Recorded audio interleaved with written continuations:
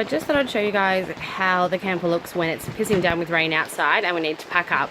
So fortunately it's something that doesn't happen very often, but today it's happened. We're actually at Kings Canyon and you can see it's absolutely bucketing down out there. We've actually got a bit of a flood running through our campsite. But we need to pack up today. We don't have any desire to stay here any longer. We've done everything that needs doing. It's quite expensive here. So to make sure that all our bedding doesn't get wet, we put this waterproof mattress protector on. Pretty simple. It just goes on over the top. Hi Ryan. Just goes on over the top of everything else that's on the bed.